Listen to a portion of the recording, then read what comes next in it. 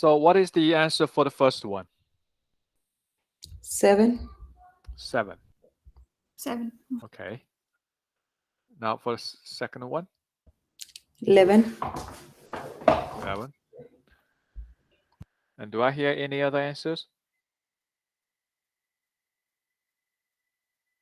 Okay.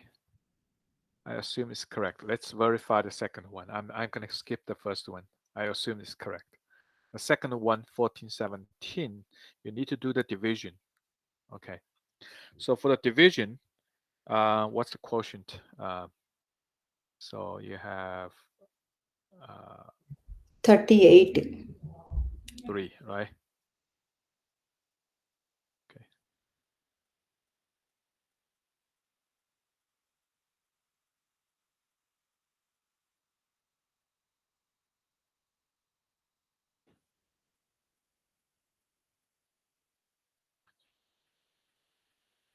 Okay. So you got the 296 and the 7 divided on is 11. 1. And yeah, that's 1, 11. So that's correct. The quotient is, the remainder is 11. The quotient is 38. So basically 140, 1417 can be written as 37 times 38. That's the quotient plus 11. So that's a divisor. Okay. So that's the modular operation. Now with the Euclidean algorithm, you can actually convert the greatest common divisor problem between A and B into B and A modular B. Now, what does that mean? So that means you will find out you're going to convert into the greatest common divisor of A and B into a greatest common divisor problem of smaller numbers. Okay, so let's check it out.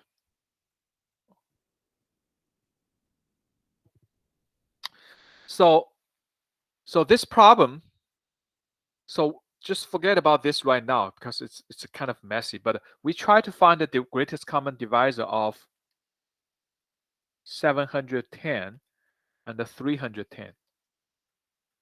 Okay. Now, how can you do this? Based on the Euclidean algorithm, let's assume that, we can always, by default, we can always assume A is bigger than B, okay? If A is not bigger than B, then we can switch A and B. Okay, so basically, the greatest common divisor, GCD of A and B, is the same as GCD of B and A. It's always the same, so you don't worry about. So if we can always assume A is bigger than B, okay? A is bigger than B. Otherwise, you can switch the order. If B is bigger, then we switch the order. Put the B before A. So that's why by default we can always assume A is bigger than B. So in this particular problem, GCD of 710 and 310, we can convert this problem into the problem of GCD 310 and the 710 modular 310. Okay, so that's the Euclidean algorithm. So AB becomes B and the A modular B. So A, B, and so B and A modular B. Okay, now what is 710 modular 310? So we need to calculate this out, right? So we need to do the division. 710, 310. Okay, so I can put a 2, 2, 6, 0, 9. So it's 90. Okay, so now the problem becomes GCD of 310 and a 90, right? Because that's 90. So an original problem is 710 and 310. Now it becomes 710. Oh no, 310 and 90. So these two numbers are smaller than these two numbers, right? And then we can apply the Euclidean algorithm again. So we can just say it's GCD of 90 and the 310 modular. Okay, the space is too small. So it's a 310 modular 90. Okay. Now 310 and 90 modular 90, what is the result? 40. Okay. So it's 40. So now it becomes GCD of 90 and 40. Okay. Now this is even smaller problem than this one. So now you can expect when we continue to use the Euclidean algorithm, these two numbers become smaller and smaller, and until the number is too small, then you can easily find a solution. So now the next one going to be GCD of 40, 90 modular 40, right? So 90 modular 40, 90 modular 40, 10. so that's 2, it's 10. 80, so it's 10. So now it's a GCD of 40 and 10. I think you can pretty much know what is the greatest common divisor, right? But if you still don't know, that's fine. We can continue to do that. So we can say GCD of 10, switch the 10 over here to the first position, and the second one is 40 modular 10. Now 40 modular 10 is 0. 0. So GCD of 10 and 0 is it's actually 10 by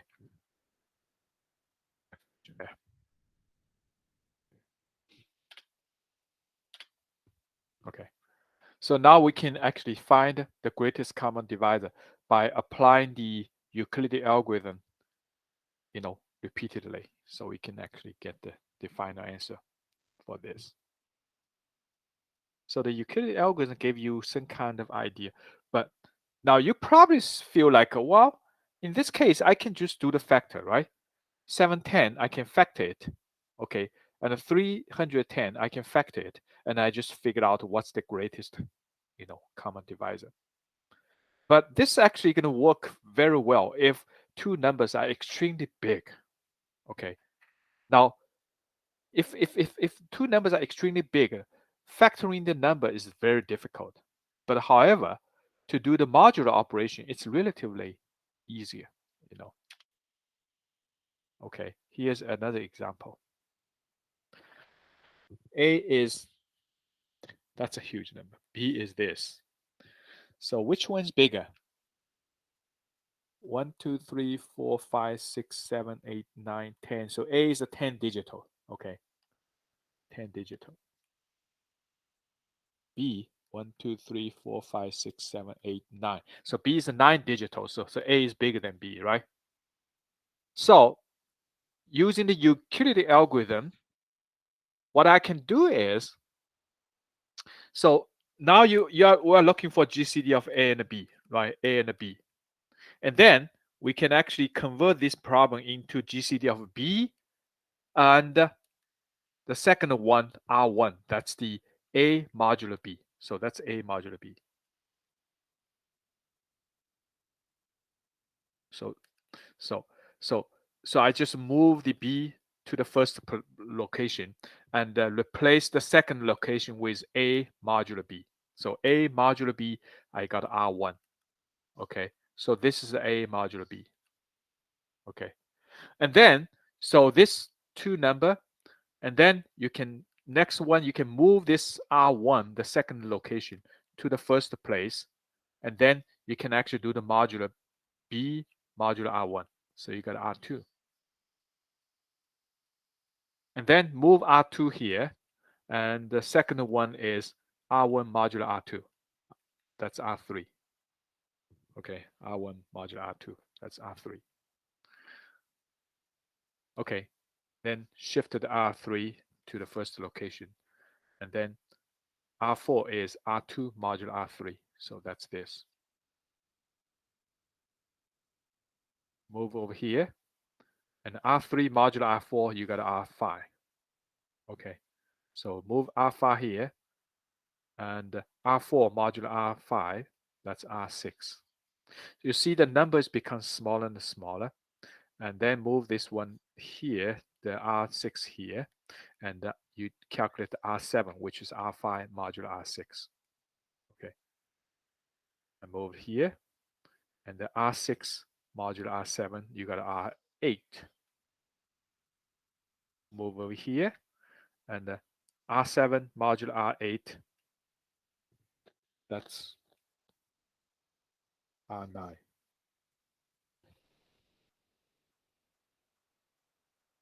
Now what's next? If you're still not clear, then you can move R9 here, 100 or 1028, and then the R10 is, so R8 modulo R9. What is this? R8 modulo R9.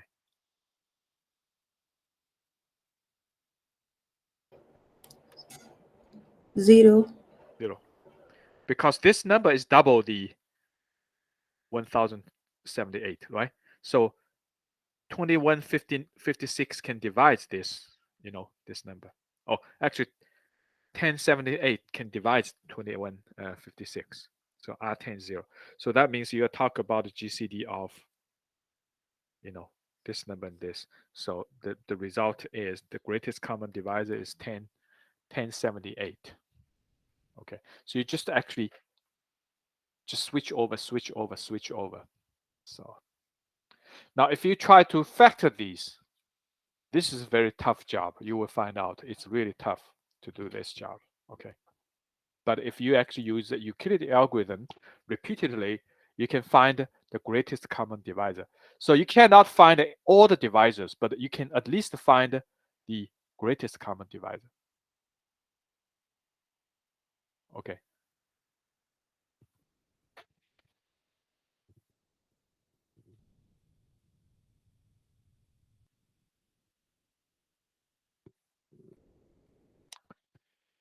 Now let's go back to the operation called a modular operation.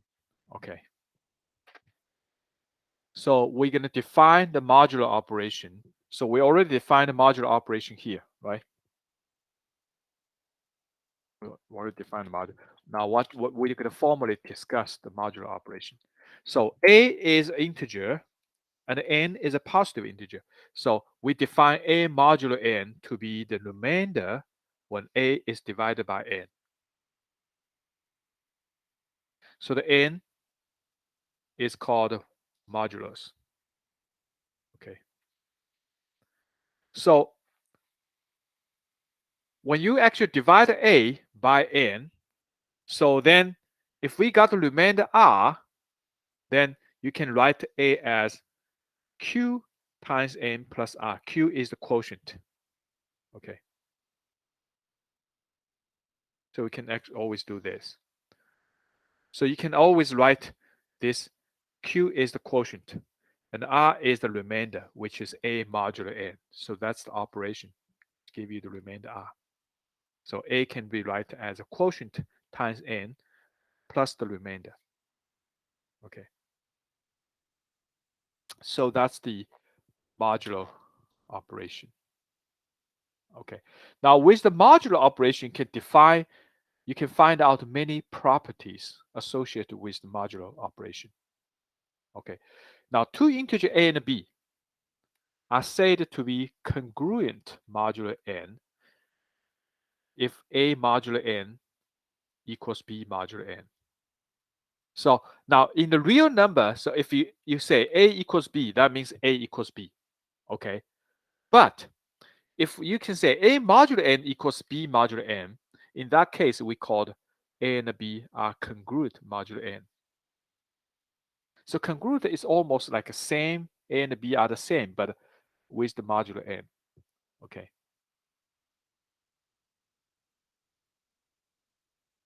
So if a and b are congruent modulo n, you can write a equals b, parenthesis, modulo n.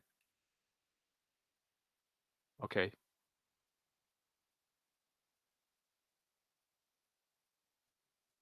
Now, if a equals 0, so that means a and b are congruent modulo n, then you can say n divided by a. N can divide a. Okay. Let's take a look at the example. Probably the math itself is hard to understand, but if we give an example, then it will be relatively easy. Okay. So one of the example is like 73 equals 4 modulo 23. Okay. Why this is the case? So you just need to check 73 modulo 23. What is this? 73 modulo 23. 4. It's 4. And then 4 modulo 23. It's also 4. Because if you have a number 4, which is modular to a number which is smaller than 4, then it's always the same. Because when 4 divided by a big number, then the quotient is 0 and the remainder is zeros. So that means, so that's why 73 and 4 are congruent to each other. Okay, modular 27, 20x3. That's also true if it's negative 9. So we just need to figure out, what is 721 modulo 10? What is minus 9 modulo 10? Okay, so 21 modulo 10 is 1, right? Minus 9 modulo 1 is modulo 10 is also 1, because minus 9 can be written as 10 times minus 1 plus 1, right? So you can have 10 divided by minus 9, you get a quotient of minus 1 and a remainder plus 1. So that's also, so both this is going to give you a 1. So 91 and a minus 9 is actually congruent modulo 10. Okay.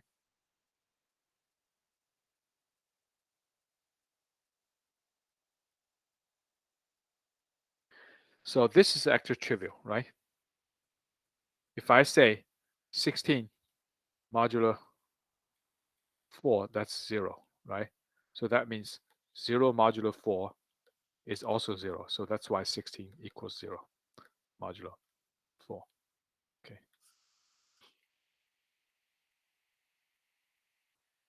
So that means if 16 is congruent to 0 modulo 4, that means 4 can divide 16. Okay. So that's just the explanation of the math result. So now here's the properties of congruence. If a and b are congruent of modulo n, then n can divide a minus b. A is congruent modulo n basically implies b congruent with modulo n. So you can switch the order of a and b, and the result is still the same. Now a congruent b modulo n and b congruent c modulo n, then a congruent c modulo n. Okay. Now I don't want to prove it. You can actually prove it, but you can just try one of the example, and you can it will be easily to illustrate this case. Okay. Now let's say check the first one. Okay. I'm not going to check the second and third. The first one is to demonstrate the first point. Now, if n can divide a and b, so that means a and b equals k times n, right? So that means n is a factor of k, a minus b. Okay, for some k. So basically, then we can actually move the b to the other side. So a equals b plus k times n. Okay. So that means, you know, a equals k times n. So a divided by n. So you can get a b. So a modulo n, a modulo n. So remainder when b plus kn is divided by n. So it's the same as remainder when b is divided by n, because kn modulo n, it's always 0, right? Because kn can be divided by n. So kn divided by n, the remainder is 0. So that means a modulo n equals b modulo n, because kn modulo n it's gone. So a modulo n is so if that's the case, a modulo n equals b plus kn modulo n, and then the first part is b modulo n, b mod n. The second part is plus k and mod n, which is 0. So a mod n equals b mod n. So that means a and b are congruent mod n. Okay.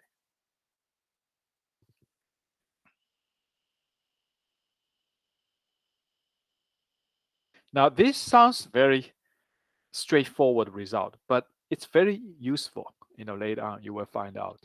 Okay. Now these three properties are very, very useful. And why? So we'll see why. So if a mod n plus b mod n, and then the whole result mod n is the same as a plus b mod n. Okay. Now a mod n minus b mod n, and then mod n is the same as a minus b mod n.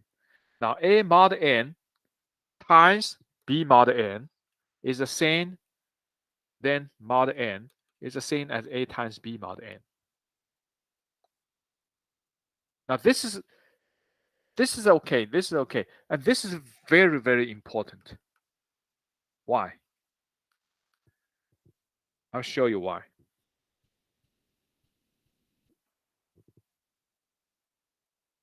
Let's take a look at the property 3.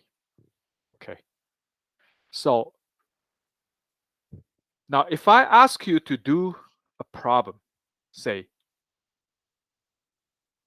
174 times 261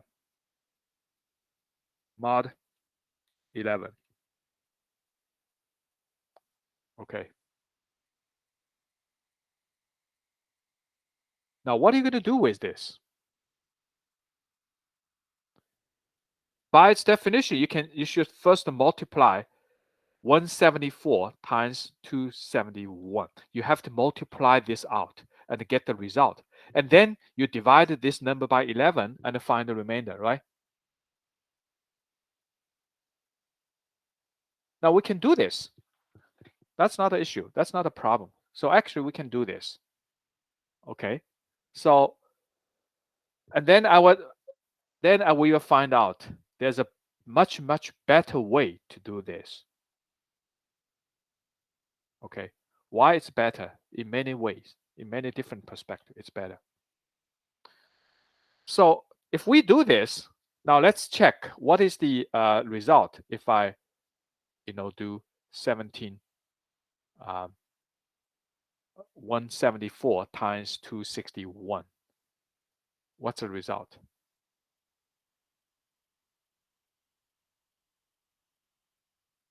Okay. Let's do the calculation. Okay, decimal. So 174 times 261 equals, okay, I can do that, 45414.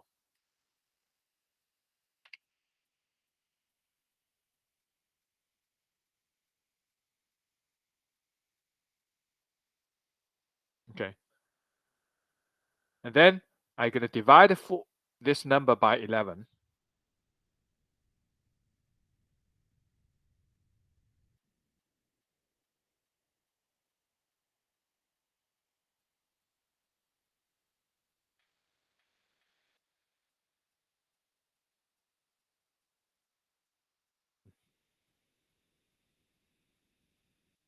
So it's a 94. I can do 8, 94, 88. So that's 6, right? So the result is 6. Okay. So I can do it, but I need to do the multiplication between 174 and the 261. Now, do we have a better way to do this?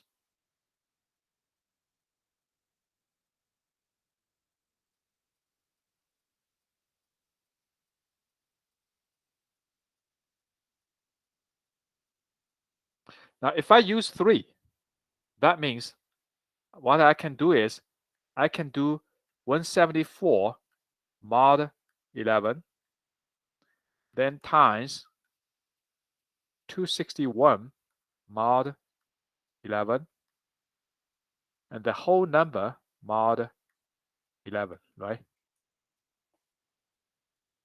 Now, what is the 174 mod 11? This is certainly an easier math, right? 9. It is 9, right? Now, what is 261 mod 11? 8. 8. So now I can easily convert this problem to 9 times 8, okay, mod 11. So now it's 72 mod 11. 6. So 72 divided by 11, so I have 6, 66. Yeah, that's 6. Okay. So in that case, I just do a 2 smaller modular operation, and I got the smaller number, and I can easily get 6 instead of doing this multiplication. That multiplication is very costly. Okay. And also, that division is also very costly. You divide a huge number by 11. Okay. Now, let's actually take a look at another. Forget about this example because that example is very simple to you. So let's say now this actually property can extend to a more big number. Okay. So if I have A mod B mod n times B mod n, and then mod n equals A times B mod n, right? Okay. Now, if A equals B, what does that mean? If A equals B, so that means A mod n times A mod n equals A times A mod n. So that means A times A mod n times A mod n. So I can say A mod n square mod n equals A square mod n, right? So A mod n square equals mod n equals A square mod n. Now, if I actually repeatedly do this, I'm going to say A mod n to the k mod n is the same as A to the k mod n. Now, this is a also very good result, because if I have A to the k mod n, so I can actually first, calculate A mod n first. So reduce the number. So it's a smaller number with the power, and then mod n. Okay.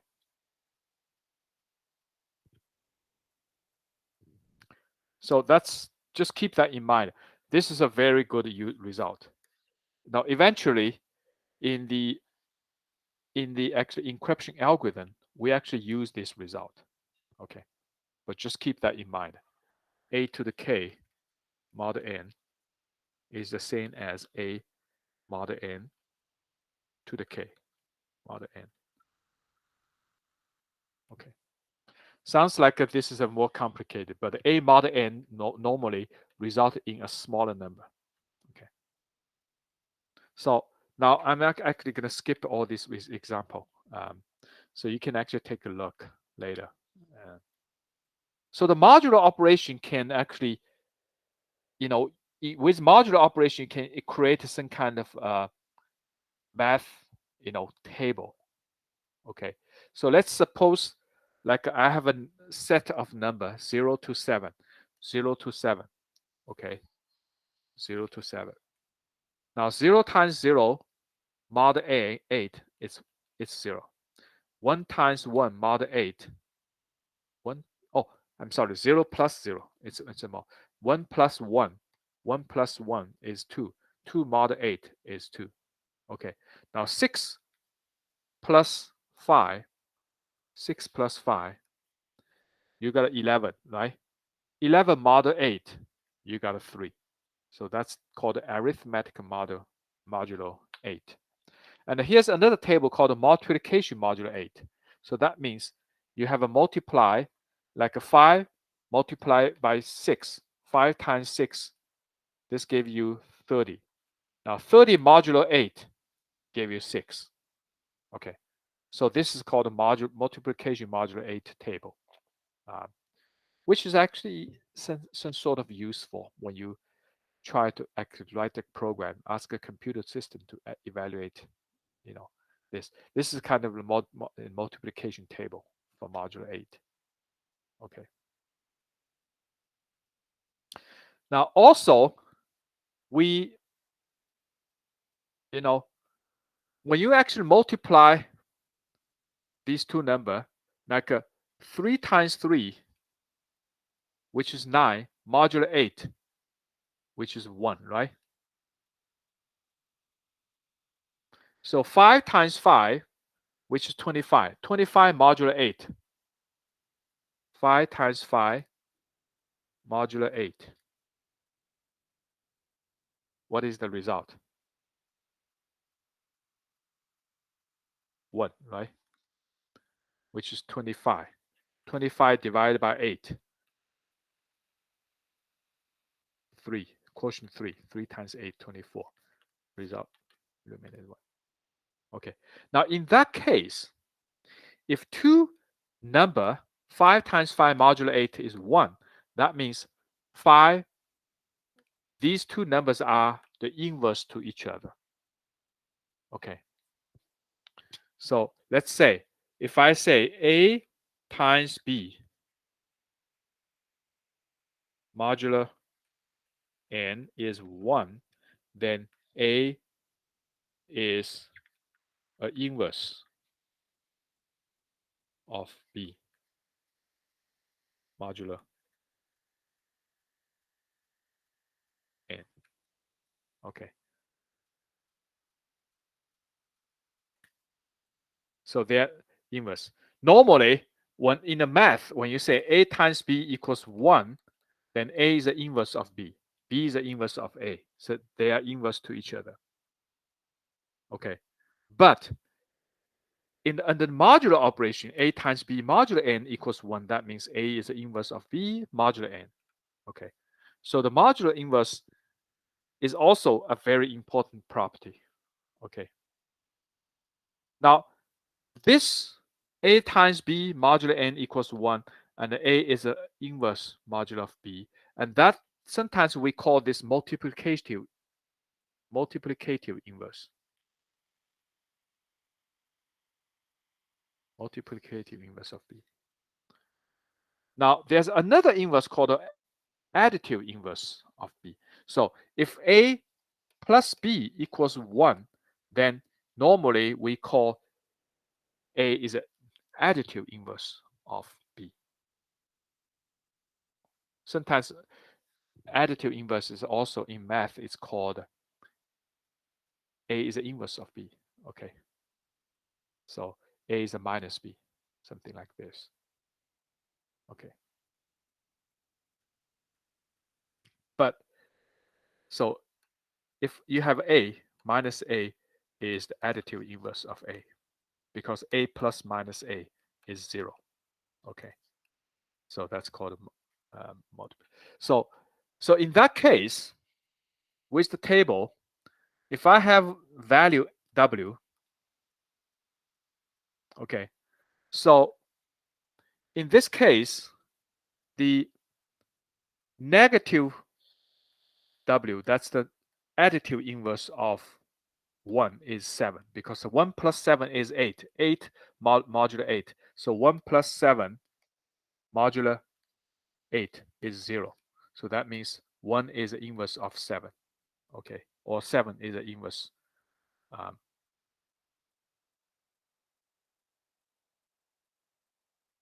Yeah, 7 is the inverse of 1. Okay, but also 1 is also a multiplicative inverse of A, because 1 times 1 modulo 8 is 1. So now 3 times 3 modulo 8 is 3. So 3 is also an inverse of 3. Okay, 5 is inverse of 5. 7 is an inverse of 7. But that's just accident, you know. In other cases, the inverses may not necessarily be the same number. Okay. So, but if you don't still confused about this, just forget about this for now. Let's actually jump to the next one. So just keep that in mind. If A times B modulo n is 1, then A is the multiplicative inverse of B. So A times B, you can think about it like A times B equals 1. So if A is the inverse of B, and B is the inverse of A. But with the modulo n, so then it's called A is the multiplicative inverse of B modulo n. Don't forget this modulo n. Okay.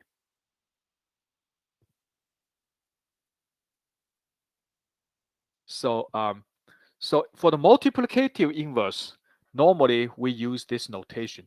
So multiplicative inverse of W, we use W to the minus 1.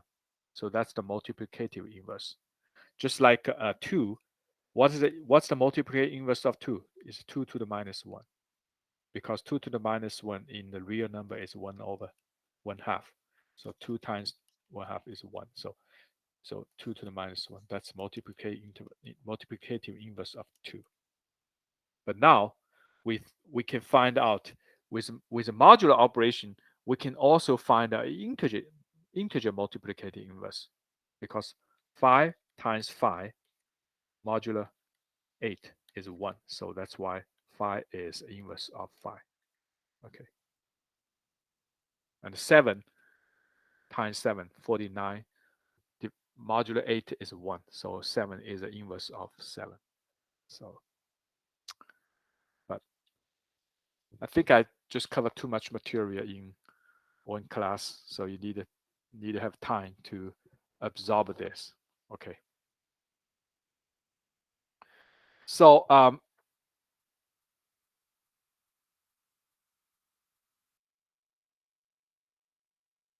so in general, we can define a modular arithmetical with a set called Zn.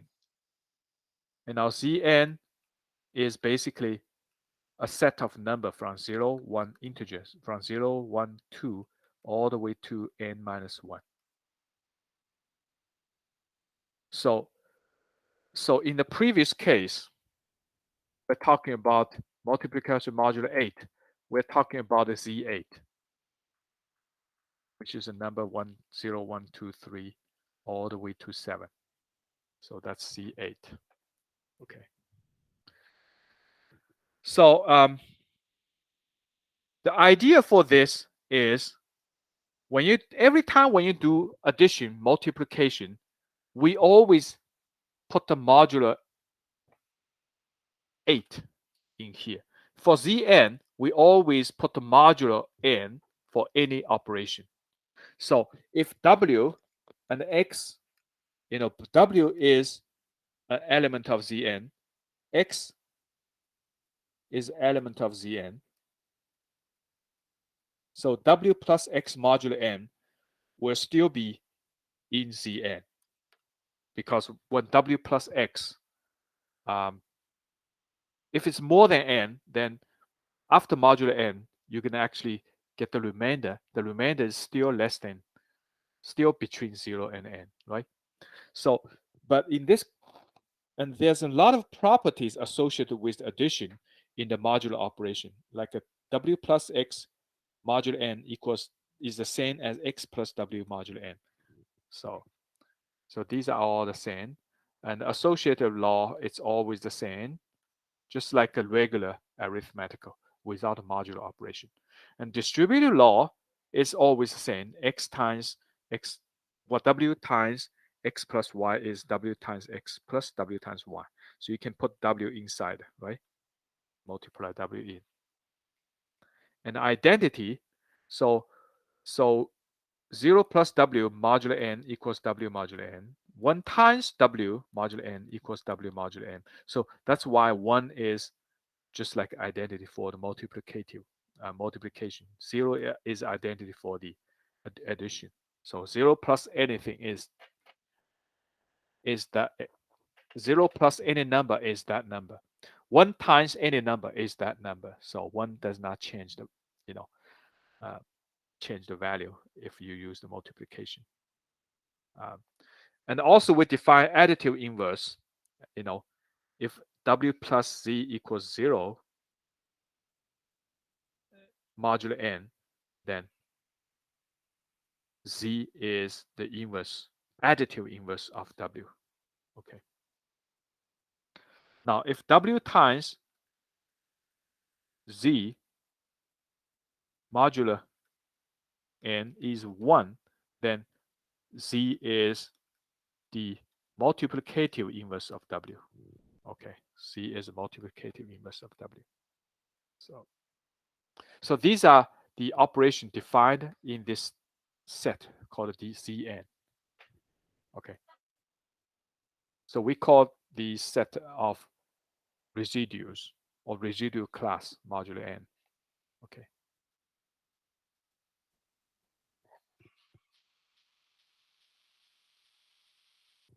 Okay. We don't have much time left. So let's quickly go over these prime numbers. Okay. So prime numbers, we already know prime numbers are, the numbers that there with only one and itself as the divisors. So prime numbers only have divisors of one and itself. They cannot be written as product of other numbers except one and itself. Okay. Now, for any number, if it's not a prime number, so we can factor that number. So that number can be factored as this. Now, each p is a prime number. Okay, to the power, certain power. For example, 36, we can factor as 2 times 2 plus 3 times 3, right? So that's actually 2 square times 3 square. So you can actually write as, so in this case, you can think about this as a P1, and 2 is A1, and 3 is a P2, and A2 is, square. Okay. So in this case, T is 2, right? In this case. So you can write 36 as, the power of these prime numbers, the multiplication of the power of prime numbers. Okay. Now you can actually always order the number in terms of, the smaller number P1 first, P2 second, and the PT, the last one. So in this case, P1 is 2, P2 is 3, and the T is actually, so that's P1 times A1 times P2 times A2, and the P1 is 2, P2 is 3. Okay, A1 is 2, A2 is 2. So that's called the fundamental theory of arithmetic. That's always the case. Any number can be factored as the multiplication of the prime number, the power of prime numbers. You can order it in terms of the smaller one first and the largest one last. That's called a fundamental theory of arithmetic. So you can now this table gave you the list of all the prime numbers under 2000. Okay. Now you can find out it's so difficult to find a pattern for the prime number. Now, if you talk about an even number or odd number, so you can always find a pattern because even number is actually 2, 4, 6, 8. It's just one, skip the other one, skip the other one. But for prime number, it's so difficult, you know. So between between 1 and 100, you can find so many prime numbers. But between 700